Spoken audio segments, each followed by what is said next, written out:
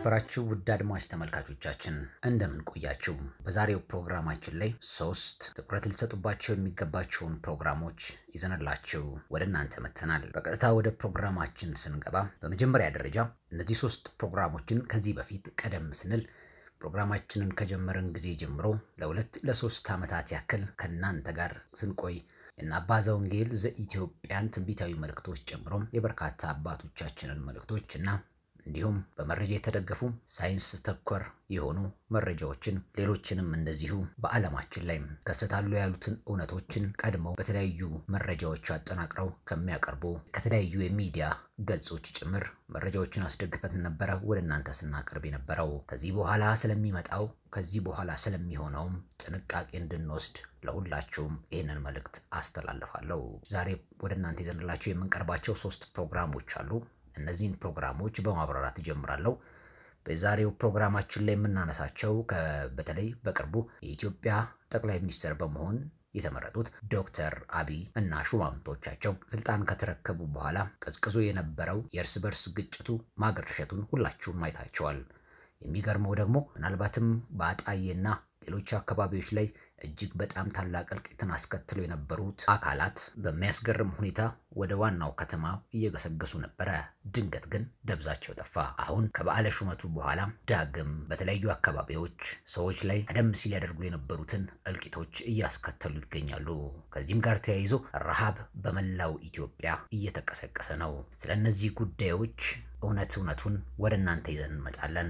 በድንገት ቆም የነበረው የአሸባሪዎች ጥቃትና የረሃቡ አይሎ መውጣት ከዚህ ጀርባ ምን እንመለከታለን? እንደ ትላንቱ ዛሬም አብዛኛዎቻችሁ ቆማችሁ በማስተዋል እንደምታደምጡን እንደምትከታተሉን ስለምናውቅ እናመሰግናለን። በመቀጠልም ደግሞ በመጨረሻው ፕሮግራማችንም ከዚህ በፊት እንግዲህ እንደ ፕሮግራም በደንብ ሰርተነው ነበር። ኬንያ ውስጥ የመሬት መሰንጠቅ ተከስቶ ነበር። ይሄም 15 ሜትር ጥልቀትና ከ20 ሜትር በላይ ስፋት ያለው ነበር። እንግዲህ ከሳይንቲስቶች በሰዓቱ ይሄ መሰንጠቅ ከ200 ዓመታት በኋላ አፍሪካን ለሁለት ይከፍላታል ሲሉ አድምጠን ነበር። በሰዓቱ አንዳንዶቹ ኢትዮጵያ ሌሎቹ ደግሞ ምስራቅ አፍሪካን እንደ ማዳጋስካር ከአፍሪካ ገንጥሎ ሊያወጣት የሚችል ሁኔታ ነው ሲሉ ሳይንቲስቶች የተናገሩትን ወንደ ፕሮግራም አድርገው ሲያቀርቡኛም አቀርበን ነበር። ነገር ግን በብዙም ሳይቆይ ታማኝ መረጃዎችን በዚህ ላይም ጥናት የሚያደርጉ ሳይንቲስቶች እንዲሁም ሌሎች ከላይ ያሉት ሳይንቲስቶች እንዳሉት ሳይሆን ይሄ መሰንጠቅ አፍሪካን ለሁለት የሚከፍላት በተለይም ምስራቅ አፍሪካ እና ኢትዮጵያን ሳይንቲስቶቹ እንዳሉት ከ200 ዓመታት በኋላ የሚከሰት የሚሆን ሳይሆን በ20 እና 30 ዓመታት ውስጥ ኢትዮጵያን ወይ ምስራቅ አፍሪካን ጭምር ገንጥሎ እንደ ማዳጋስካር የሚያወጣት ነው ሲሉ ቆይት ብለው መረጃ ወጡ። በዚህ ዙሪያ ላይ ጥናት ያጠኑት ጂኦሎጂስቶች እንግዲህ ተሰባስበው ይሄ መረጃ እንደተባለውም ከ200 ዓመታት በኋላ ምስራቅ አፍሪካን ኢትዮጵያን የሚገነጥላት ሳይሆን ከ20 እና 30 ዓመታት ምናልባትም ከዛ ባነሰ ሁኔታ ሊገነጥላትና ሊያወጣት ከአፍሪካ እንደሚችል ደጋግመው እየተናገሩ ይገኛሉ። በዚህም ዙሪያ የምናወራችሁ ነገር አለ። ከዚህም ጋር ተያይዞ ኮሜቶችና አስቴሮይዶች ወደ ምድር በ2021 እና 2021 መጨረሻ አካባቢና 2022 አካባቢ ምድርን ሊመቷት እንደሚችሉ መረጃዎቹ ይወጡ ነው። በዚህም ላይ ተመስርተን እነ መምህር ሰለሞን በቅርቡ ከዳር እስከ መጋቢት ለኢትዮጵያ የመጨረሻው የጭንቅ ጊዜ አለ፣ ከመጋቢት በኋላ ደግሞ የዓለም የጭንቅ ጊዜ በደንብ አይሎ ይጀምራል ያሉት ጋር አያይዘን እውነቱን ወደ እናንተ ይዘንላችሁ እንመጣለን። እስከ ፕሮግራማችን ፍጻሜ ድረስ አብራችሁ እንድትቆዩ እንደዚሁ እንጋብዛለን። ግዴላችሁም የምናቀርባቸው መረጃዎች እውነትን ያዘሉ በመረጃም የተደገፉ ናቸውና እስከ ፕሮግራማችን ፍጻሜ ድረስ ተከታተሉ። ጉዳዩ እኔን አይመለከተኝም እኔ ጋም አይደርስም ከሚል አስተሳሰብ ውጡ። ምክንያቱም አሁን ላይ በመንፈሳዊም ሆነ በዓለማዊ ትምህርቶች ላይ እየሰማናቸው ያሉ በመላው ዓለም ላይ እጅግ በጣም የሚያስደነግጥ ድንገትም ሊከሰት የሚችል ልክ እንደነ ኮሮና ቫይረስ ድንገት ዓለምን ወደ ተለየ አቅጣጫ ይዘዋት የሚሄድበት ጊዜ ላይ እየደረስን ነው። በድጋሚ ልብ ያለው ልብ ይበል። እስከ ፕሮግራማችን ፍጻሜ ድረስ በረከት ግዛቸው አብሬያችሁ ቆያለሁኝ። ላይክ ማድረጋችሁ እጅጉን ይጠቅመናልና ላይክ አድርጉ።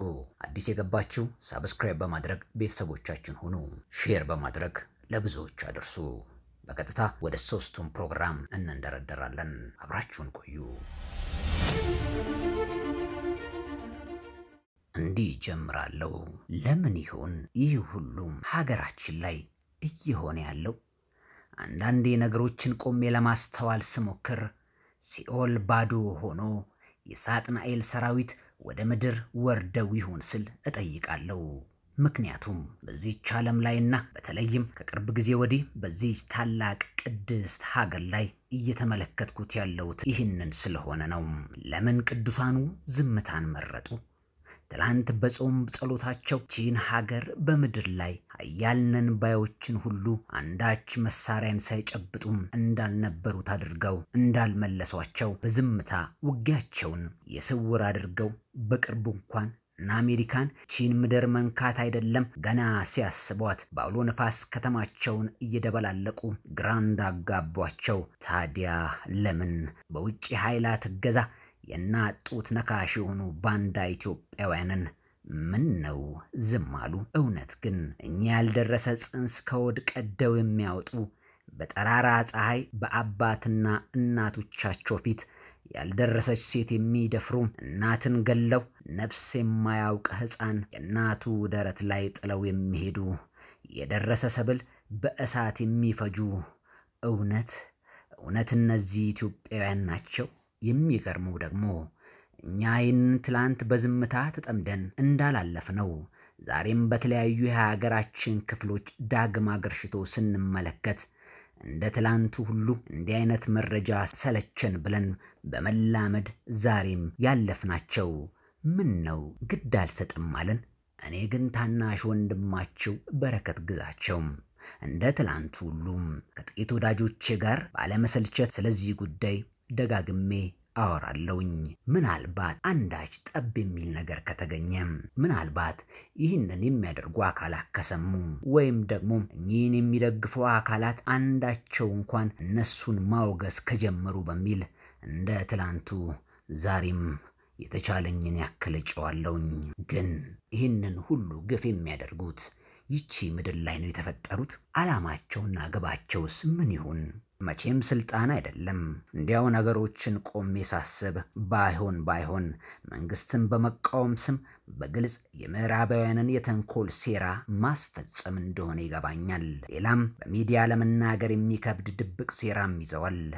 ያም ሆነ ይሄ ሀገራችሁ ኢትዮጵያ በእነዚህ አውሬዎች ለመጨረሻ የምትተረማመስበት ጊዜ የሚያልፍበት እነሱም ዳግም ላይ መለሱ የሚጠፉበት እንዳልነበረም የሚሆኑበት ጊዜ ሩቅ አይደለም። አሁንም ማሳስበው ማንን ከማን መለየት እንዳለብን በራሱ ግራ የሚያጋባ ሆኗል። ይህ ሁሉ ሴራ ሆን ተብሎ የተቀነባበረና ስሩ ከምንጠብቀውም በላይ የሰደደ በእውነት የተለበጠ በማስመሰል የተከበበ ጠጠር ያለ ሴራ እንደሆነ ግልጽ ነው።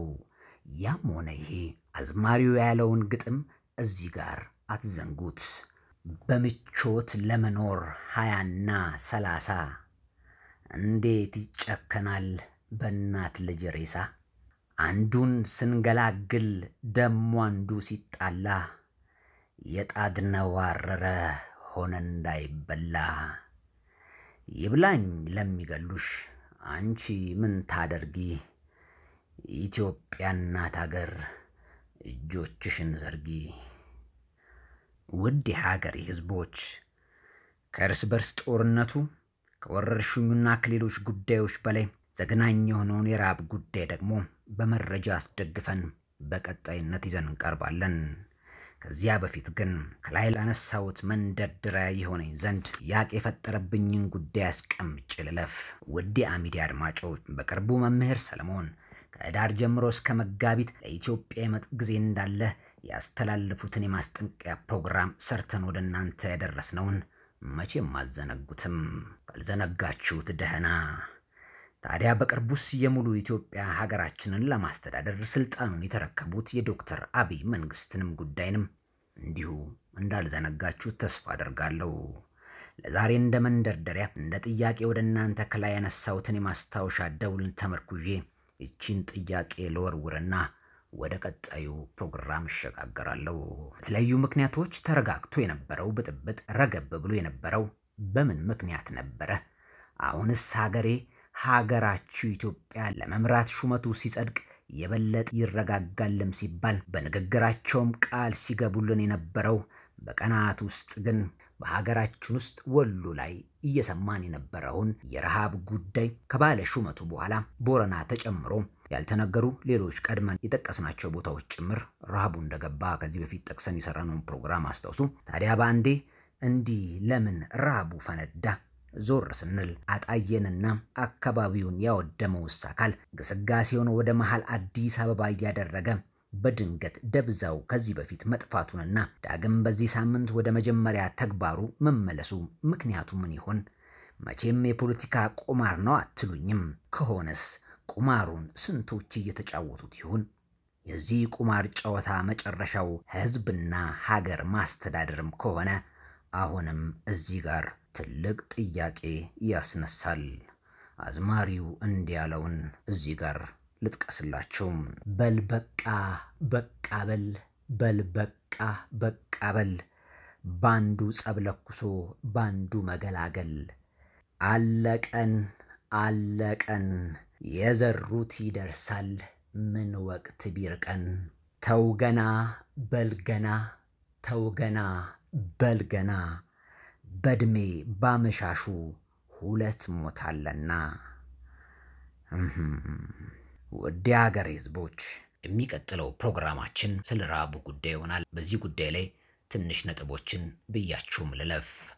ታላቁ አባ ዘወንጌል ዘኢትዮጵያ ክፉ ረሃብ በኢትዮጵያ ይመጣል፣ የሚበላ የሚጠጣ ከምድሪቱ ይጠፋል ሲሉ ቀድመው ይህ ሁሉ ከመሆኑ በፊት ተናግረው ነበር።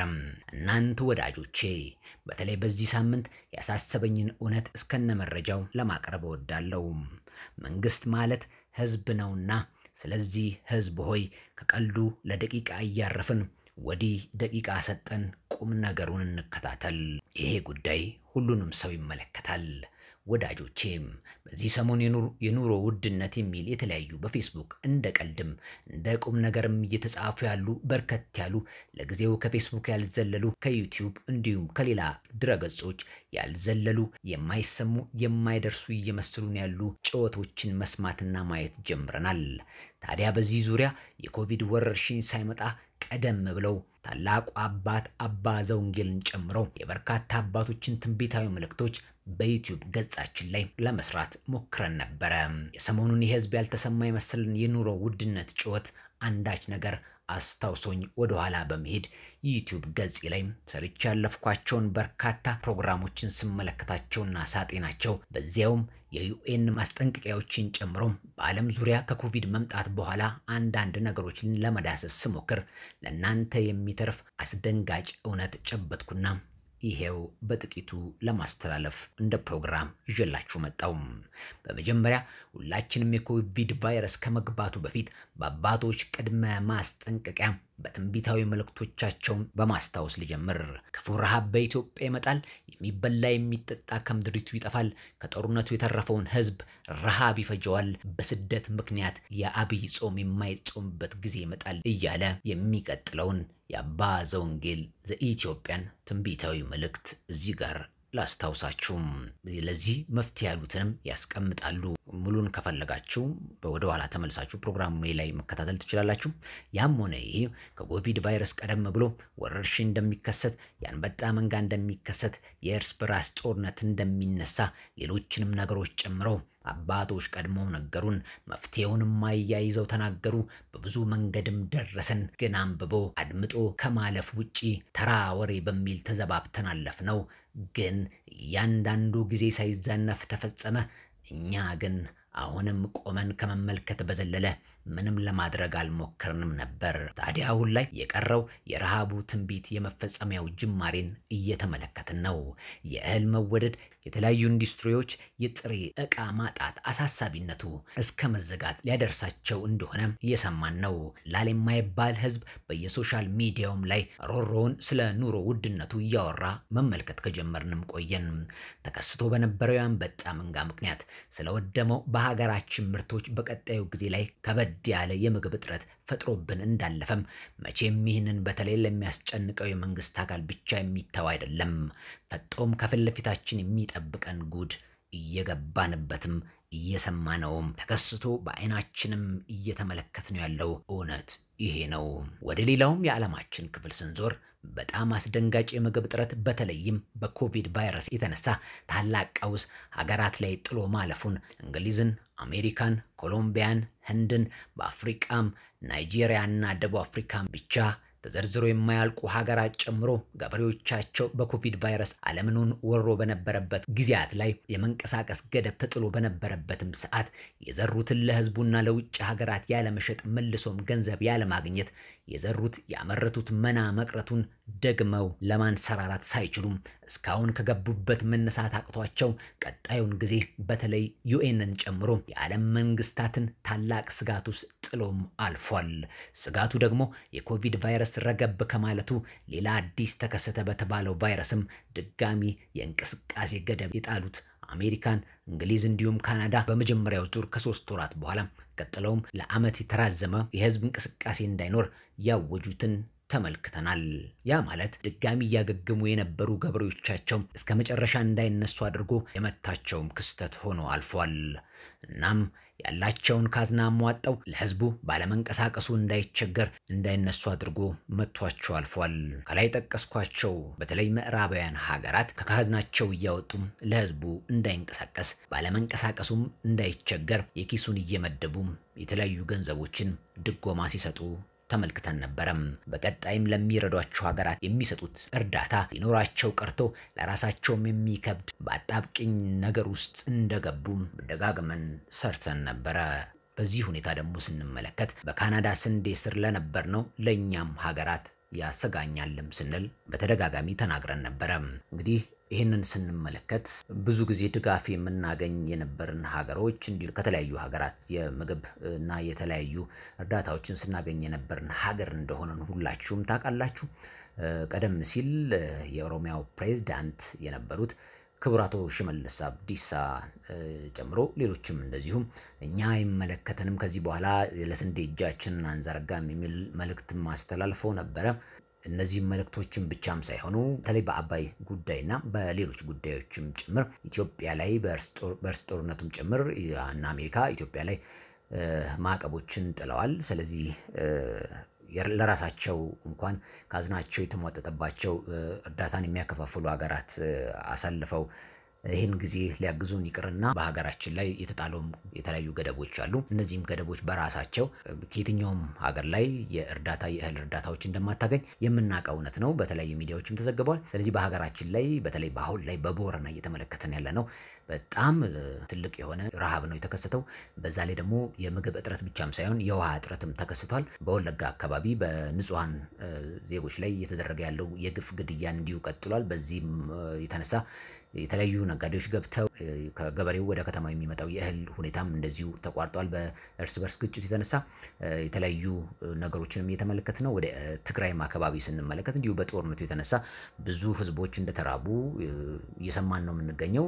ወደ አማራውም ክልል ይሄን እየሰማን ነው። በመላው ሀገሪቱ እንግዲህ ረሃብ እንደተቀሰቀሰ የእርስ በርስ ጦርነቱ ማይሎ እንደመጣ የተመለከትን ነው። ይሄን ነገር የምንወጣው ማብቂያው መቼ ነው ብለን እንጠይቃለን። ዋናው ግን በያለንበት ቦታ በጾም በጸሎት መዝጋቱ ያዋጣል ነው የምለውና አሁንም ቀደም ብለን ደጋግመን ሰርተናል። ደጋግመን ሰራን ስንል ከየትም አይደለም መረጃ የመጣ ነው። ቀድሞ የሚሰሩ በትልልቆቹ ሚዲያዎች የማይነገሩ ግን ያገባኛል ይመለከተኛል ስለ ሀገርና ስለ ድንበር ሳይሆን ስለ ሰው ልጆች የሚጨነቁ በርካታ የሆኑ የተለያዩ አጥኚዎች አሉ። በዚህ ዙሪያ ላይ ቀደም እነሱ ሲያስጠነቅቁ ነበር። ቅዱሳን አባቶች ሲያስጠነቅቁ ነበር። በርካታ ትንቢታዊ መልእክቶችን ሲደርሱንም ቀድሞ ረሃብ የመጨረሻው ቅጣት የመጨረሻው በኢትዮጵያ ላይ የሚከሰተው ረሃብ እንደሆነ ያም ረሃብ በሀገራችን ላይ ይሎ እንደሚመጣ ተደጋግሞ ሲነገር ነበር። አሁን ቦረና ላይ ሰማነው መቼም ትላንትና ከትላንት ወዲያ ዜናው እንደሰማነው አይነት ብቻም አይደለምና ይሄ ነገር ከጊዜ ጀምሮ እንደሆነ ማጤንና ማስተዋል ይጠይቃልና በተቻለ መጠን እንቅስቃሴዎችን እኛም ልክ ከዚህ በፊት እንግዲህ ትግራይ ላይ አዲስ አበባ ፒያሳ ጣይቱ ሰብስበን ወደ ትግራይ ተልኮ ነበር። መተከል ላይ እንዲሁ ልብሶችና ምግቦችን ሰብስበን ወንድም እህቶቻችን ጋር በመሆን ልከን ነበር። በመቀጠል ደግሞ አጣዬ ላይ ገብተን አደርሰን ሰተን ወተን ነበር። አሁንም እንግዲህ ለቦረና አካባቢና ሌሎችም አካባቢዎች ላይ እንደዚሁ ስለሚቀጥል ፈንድቶ እስኪወጣ ድረስ ነውና ለዚህም የሚያሰባስብን ነው። ከጎናችን ሆናችሁ የሚቻለውን ነገር ሁሉ እንድታደርጉ እናሳስባለን። በዚህ ጉዳይ ላይ የሚያገባቸው የመንግስት ባለስልጣናትን እያነጋገርን ነው። እነሱ በሚሰጡን መንገድ እንግዲህ ሄደን እንደ በፊቱ እንዲሁ ሰብስበን ወደ አካባቢው ላይ የምግብ አቅርቦት ለማድረስ ፕሮግራም ጀምረናል። ስለዚህ ውድ አድማጭ ተመልካቾቻችን በዚሁ ሚዲያ ላይ መልሰን ያሉትን መግለጫዎችም በሚዲያዎችም ስለሚተላለፉ እያደረግናቸው የተንቀሳቀስናቸው የጀመርናቸው ያሉትን እውነቶች በዛ ጉዳይ ላይ ነገ ከነገ ወዲያ ወደ እናንተ እናቀርብላችኋለንና እገዛችሁን ከወዲሁ እንጠይቃለን። አብራችሁ እስከ ፕሮግራማችን ፍጻሜ ድረስ ቆዩ። አሁን የመጡት እህሎች እዚህ አካባቢ ላይ ከተማው ህዝቡም የነቀው አካባቢ ላይ ብዙ ጩኸት እንዳይበዛ የተለያዩ ድጎማዎች እንደተደረጉ የከተማው ህዝብ እንዳይቸገር የተደረገ ነው እንጂ ከዚህም በላይ ይሎ ይመጣል በቅርቡ። ይሄንን ልብ ብላችሁ አስተውሉልኝ።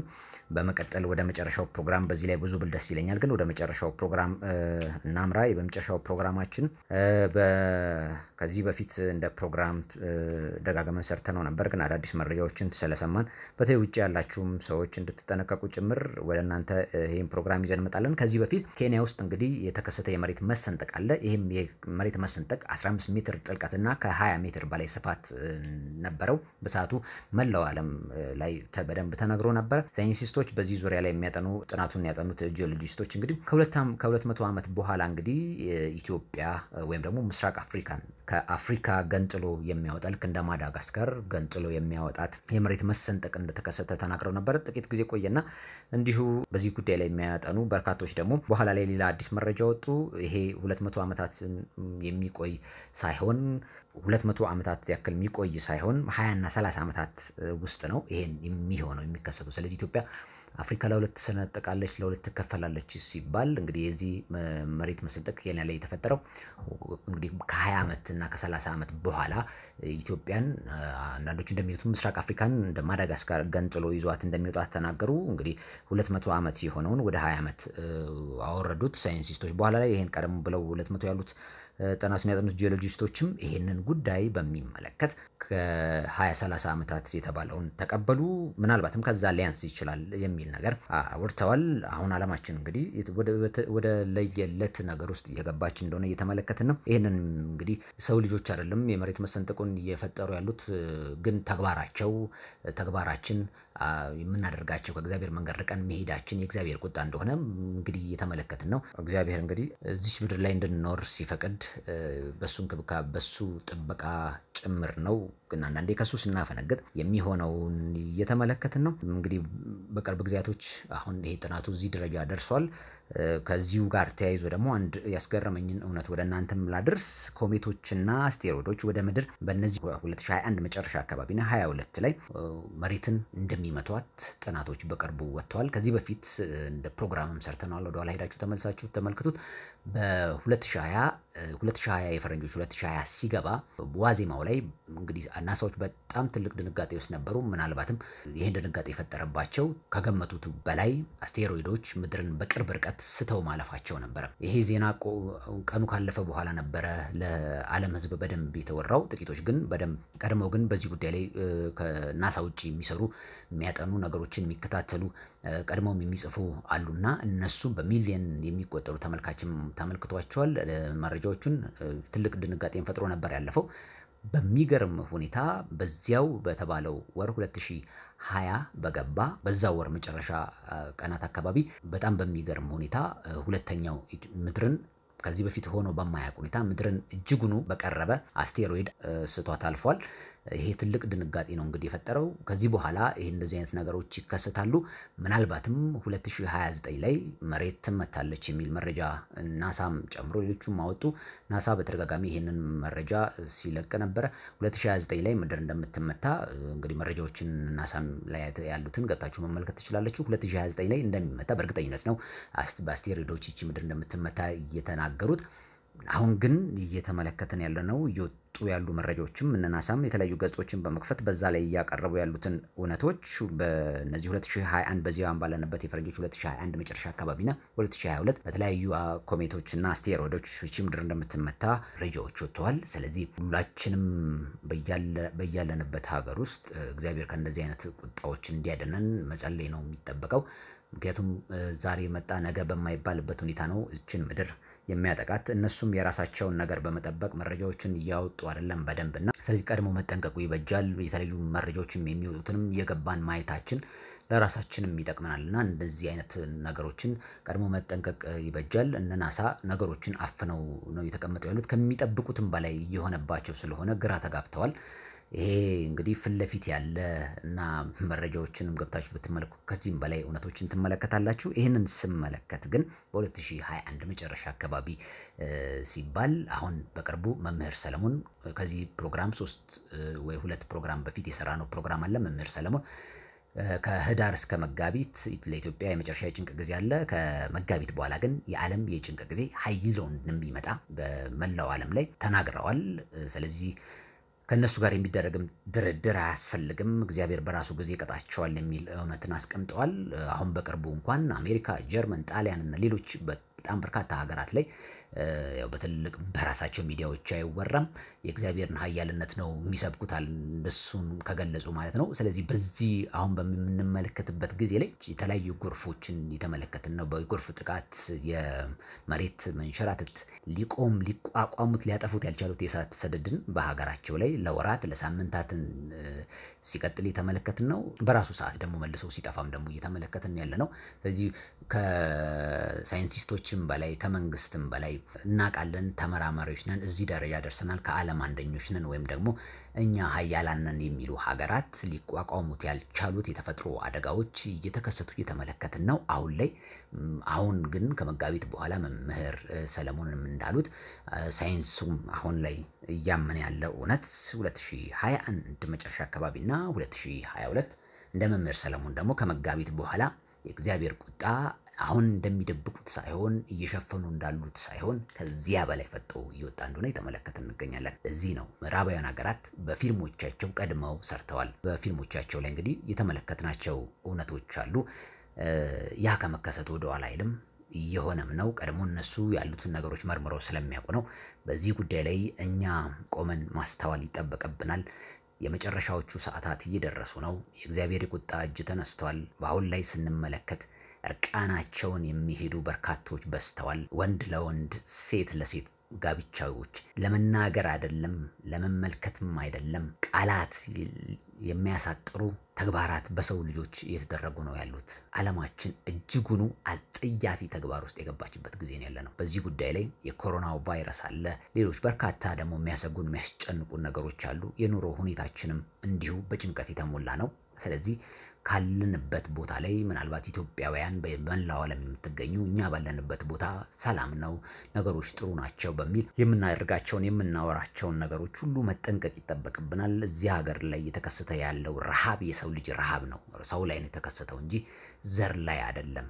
ትላንት ጥቂቶች በዩቲዩብ ገጻቸው ላይ ወጥተው የኔ ዘር አልተነካም፣ የኔ ዘር ምንም አልሆነም፣ የተለመደው የረሃብ ሁኔታ ነው የተከሰተው በሚል አንረዳም አትርዱ የሚሉ ብዙ ሰዎችን እየተመለከትን ነበር። በጣም አጸያፊ ነገር ነበር። ዛሬ ላይ በኦሮሚያ ክልል ይኸው እየሆነ ነው። ረሃቡ አይሎ እየመጣ ነው። ዛሬስ ምን ይሉ ይሆን? ውድ ሀገር ህዝቦች፣ ኦሮሚያም የኢትዮጵያ ናት፣ ትግሬም የኢትዮጵያ ነው፣ አማራም፣ ጌዲኦም፣ ሲዳሙም፣ ጉራጌም ሁሉም ኢትዮጵያውያን ናቸው። ግዴላችሁም። ከዚያ ደግሞ ስናልፍ ሁሉም የእግዚአብሔር ልጆች ናቸው። አባታችን ፈጣሪያችን አንድ ነው። ለምን እንጣላለን? ስለ ሀገራችን እናስብ፣ ስለ ወገኖቻችን እናስብ፣ ስለተዋለዱ አብረው ስለሚኖሩ ወንድም እህቶቻችን እናት አባቶቻችን እናስብ። በአንድነት ቆመው ችግሮቻቸውን በውስጥ ፈተው ስለዚህች ሀገር በአንድነት ቆመው ጾመው ጸልየው የሃይማኖት ልዩነታቸው ሳይገድባቸው የዘር ልዩነታቸው ሳይገድባቸው ኢትዮጵያዊነታቸውን ይዘው ሀገራችንን አስጠብቀው ከፍ አድርገው ለዚህ ዘመን ያስተላለፉት አባቶቻችንን አትዘንጉ። ግዴላችሁም ሁሉም ያዳም ዘር ነው ወገኖቼ። ውድ የሀገር ህዝቦች ጊዜውን ቆም ብለን እናስብ። እኔ ላይ አይደርስም እኔ ላይ አይሆንም ብቻም ሳይሆን ጉዳዩ ከኢትዮጵያም አልፎ ከምንፈራለት እያዘንን እያለቀስን ካለነው ኢትዮጵያ አልፎ አሁን በመላው ዓለም ላይ ታላቁ የእግዚአብሔር የቁጣ እጅ እየመጣ ነው። የትም ብንሄድ አናመልጥም። ያለንበት ቦታ በጾም በጸሎት እንትጋ። እየተመለከትን ያለነው እውነት ኢትዮጵያ በቅርቡ ወደ ትንሣኤዋ ትመጣለች። ሰላም፣ ፍቅር፣ አንድነት በቅርቡ በዚህች ሀገር ላይ ይሰፍናል። ማንንም አትመልከቱም። የቀደምት አባቶቻችን ጸሎት በዱር በገደሉ በተለያዩ ቦታዎች ስለዚህች ሀገር የሚያለቅሱ አባት እናቶቻችን ወንድም እህቶቻችን እንባ እግዚአብሔር ጋር እንደደረሰ ይሰማኛል። ከሚጠፉት ጋር እንጥፋ። አብራችሁኝ ስለነበራችሁ ከዚህ በላይ ብዙ ብላችሁ ደስ ይለኝ ነበረ። ነገር ግን ሰዓቱ ይገድበኛል። አብራችሁን ስለነበራችሁ እጅጉን አድርጌ አመሰግናለሁ። ታናሻችሁ በረከት ግዛቸው ከኢትዮጵያ አብሬያችሁ ቆየውኝ። የተለያዩ ቦታዎች ሄደን እውነቱን በመረጃ በማስደገፍ ወደ እናንተ እየቀደምን እንድናደርሳችሁ በተቻላችሁ ሁሉ ከጎናችን ቆሙ። 0977 42 31 19 ላይ በኢሞ በዋትስአፕ በቴሌግራም እና በቀጥታ በመደወልም መልእክት በማስተላለፍም ከዚህ በኋላ እንዲሰራላችሁ የምትፈልጉትን ጥያቄዎች ካሏችሁ ላኩልን። መረጃዎችን ሰብስበን መልሰን ወደ እናንተው እናቀርባለን። አብራችሁኝ ስለነበራችሁ ክብረት ይስጥልኝ። እንደተለመደው ኢትዮጵያ ሀገራችን፣ ኢትዮጵያ ሀገራችሁ ታላቅነቷን ትኑር። ሰላም ለሀገራችን፣ ሰላም ለምድራችን። ክብራትና ክብራን ሰላም ቆዩልኝ።